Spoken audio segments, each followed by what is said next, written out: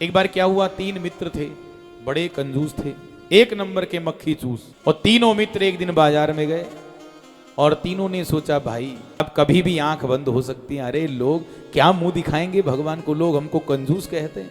रोटी जब बनाते हैं तो नीचे वाली रोटी चुपड़ देते हैं, ऊपर वाली चुपड़ देते हैं, बाकी सब चुपड़ी हुई समझ लेते हैं। जब समुद्र मंथन हुआ तो एक ही तो घड़ा अमृत का निकला और देवता अनंत हैं। अगर देवता स्वर्ग का अमृत पीने लग जाएं तो अमृत समाप्त नहीं होगा। तो बोले देवता महाराज जी पीते पिलाते नहीं है, केवल देखकर सूंघ कर रह जाते हैं। कंजूसी की पराकाष्ठा। एक बार क्या हुआ, तीन मित्र थे, बड़े कंजूस थे, एक नंबर के मक्खी चूस। जीवन में एक पैसा खर्च नहीं किया और जुगल जी चौथापन आ गया, बुढ़ापा आ गया। और तीनों मित्र एक दिन बाजार में गए और तीनों ने सोचा भाई अब चौथापन आ गया है, अब कभी भी आंख बंद हो सकती है। अरे लोग क्या मुंह दिखाएंगे भगवान को, लोग हमको कंजूस कहते हैं। आज तक एक पैसा खर्च नहीं किया, चलो आज खर्चा करके दिखाते हैं कि हम भी खर्चा करना जानते हैं।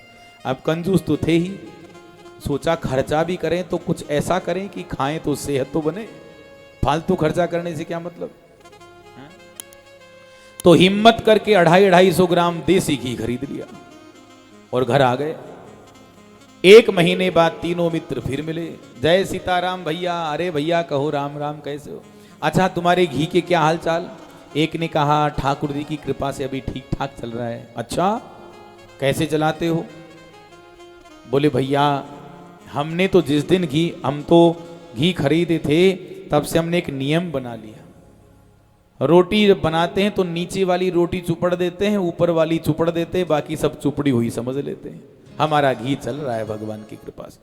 दूसरे ने कहा राम राम कितना खर्चा करते हो तुम। अच्छा तुम क्या करते हो?